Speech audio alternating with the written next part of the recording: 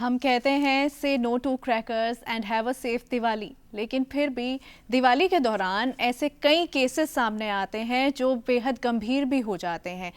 Burn cases बहुत बढ़ जाते हैं, इंजरी केसेस बहुत बढ़ जाते हैं। ऐसे में क्या किया जा सकता है? सबसे पहले क्या वो फर्स्ट एड होनी चाहिए, इस पर हम आज बातचीत करेंगे। बातचीत करने के लिए हमारे साथ खास मेहमान स्टूडियो में मौजूद हैं। आइए उनका स्वागत करते हैं। हमारे साथ हैं डॉक्टर मनीष सिंघल। आपका स्वागत है हमारे कार्यक्रम में। आप हैं head department of burn and plastic surgery, AIIMS. और डॉक्टर मनीष से यदि आप भी सवाल करना चाहें बर्न्स को लेकर, प्रिवेंशन को लेकर, तो आप हमें फ़ोन कीजिए। स्टूडियो का नंबर है 011 दिल्ली का STD code 2309-7532। 011 is our code and number is 23097532। Doctor Manish, पिछले सालों की अगर बात करें 2-4 साल में जब भी दिवाली आती है, बर्न्स के कितने केसेस आते हैं, किस तरह के केसेस आते हैं? देखिए, अगर मैं पिछले साल की आपसे बात करता हूं तो हमारा अस्पताल चूँकि सिर्फ कॉम्प्लिकेटेड केस लेता है तो छोटे मोटे मामले तो बहुत होते हैं। हमारे पास करीब 60 से 65 के बीच में पेशेंट्स दिवाली रिलेटेड आए थे, जिनमें जो पटाखे हैं उनके करीब 50 के आसपास केस हैं और बाकी कुछ पूजा के टाइम पे दिए के जलने से बाकी केसेस होते हैं हमारे पास। यानी दिए से भी बर्न के केसेस हो जाते हैं? बिल्कुल, दिए से बर्न के केस होने के कुछ स्पेसिफिक कारण है और वो पूरे साल हमारे पास आते हैं, क्योंकि पूजा तो हम बहुत सारे मौक़ों पे करते हैं, तो दिए के केस पूरे साल हमारे पास आते हैं। ऐसा नहीं कि सिर्फ दिवाली के टाइम पे आते हैं। और चूँकि छोटे हमारे कमरे होते हैं, पूजा रूम जी, उसमें से हम आग को हैंडल करते हैं और हम जैसे ज़मीन पे पूजा कर रहे हैं, जब हम उठते हैं तो हमारे लटकते हुए कपड़े उन दियों में लगे रह जाते हैं। तो ये कॉमन कारण है जिसकी वजह से दिए से बर्न होते हैं, स्पेशली पूजा के टाइम पे। शाम के टाइम पे आप देखेंगे तो वो बर्न ज़्यादा होते हैं। कुछ हमारी मानना है कि हर कमरे में एक दिया जलाना चाहिए, या जो ईश्वर हैं वो घर के दरवाजे पे हमको या दरवाजों पे हम दिए जला देते हैं, तो रास्ते में बच्चे कभी दौड़ रहे होते हैं तो बच्चों में भी वो बहुत बर्न कॉमन है।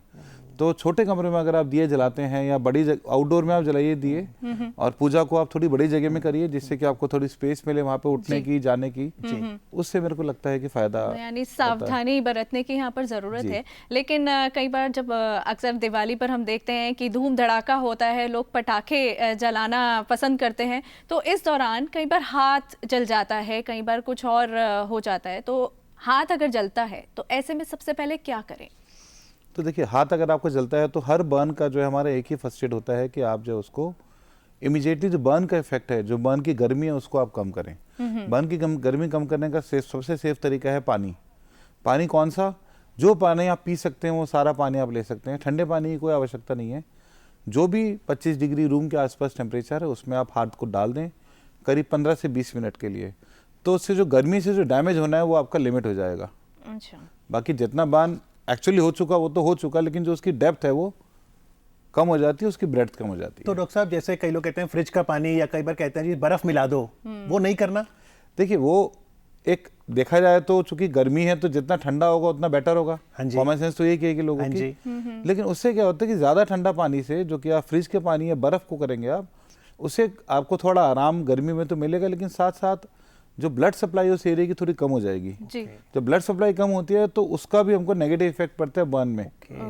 तो हम नॉर्मल रूम टेम्परेचर को ही प्रेफर करते हैं। नॉर्मल रूम टेम्परेचर के पानी को ही डालना है। तो कुछ लोग कई बार कहते हैं कि गीला आटा उस पर लगा दिया जाए, या फिर तेल उस पर, गोले का तेल उस पर लगा दिया जाए, तो क्या ये करना सही है? देखिए, हम इसको बिल्कुल प्रिस्क्राइब नहीं करते हैं, क्योंकि ये सब जो चीज़ें हैं ये बर्न की जो इन्फेक्शन को बढ़ाती हैं।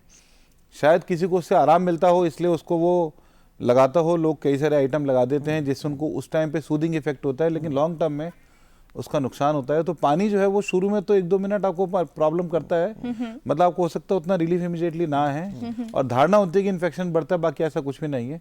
पानी जो है उसको हम बेस्ट मानते हैं इस पर्पज़ के लिए। तो डॉक्टर साहब, कई बार केमिस्ट शॉप से लोग क्रीम ला के रखते हैं, कहीं जलन हुई, पटाखा लग गया, या दिए से कहीं से भी आग लग गई, क्या क्रीम का इस्तेमाल कर सकते हैं?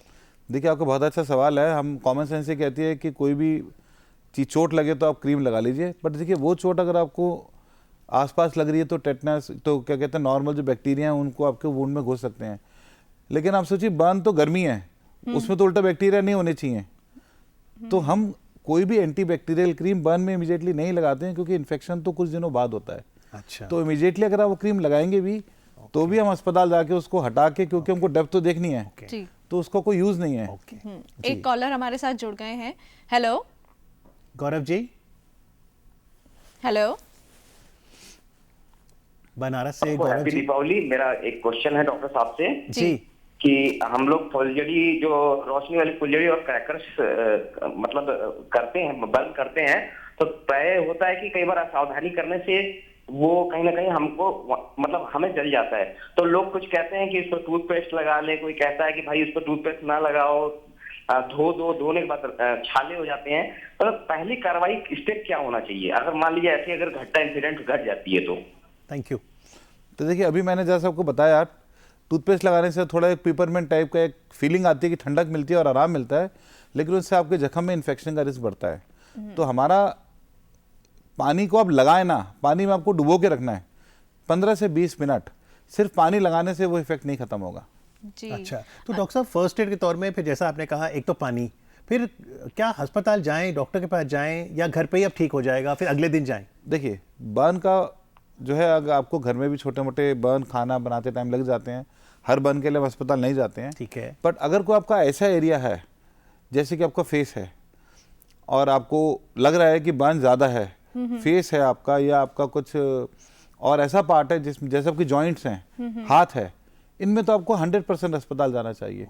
बाकी अगर बिल्कुल माइनर बर्न है, थोड़ा तेल छिटक गया और आपका एक्सपीरियंस कहता है कि आप 1-2 दिन वेट करना चाहते हैं, लेकिन फिर भी आप लोकल डॉक्टर के पास जरूर जाएं, भले ही बड़े अस्पताल में ना जाएं। जी डॉक्टर, जैसे छाले हो जाते हैं, बर्न होता है, उसके बाद छाले हो जाते हैं, लेकिन उन छालों के साथ रहना बड़ा मुश्किल हो जाता है, और हमने वो घर पर वो फर्स्ट एड तो कर लिया, लेकिन अगर डॉक्टर के पास नहीं गए और वो छाले ऐसे ही खुले हमने छोड़े हुए हैं, तो क्या गंभीर स्थिति बन सकती है?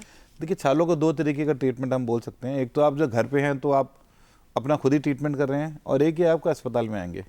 हमारे पास अस्पताल में अगर आप आते हैं तो हमारा ओपिनियन ये होता है कि अगर छाला बिल्कुल छोटा है और उसमें कोई स्कोप नहीं है थोड़े भी छेद होने का या इन्फेक्शन का, या हाथ पे नहीं है, मोबाइल एरिया में नहीं है, तो उसको तो हम छोड़ भी सकते हैं अगर बहुत छोटा है, क्योंकि जितना बड़ा होगा उतना उसके फटने का रिस्क है।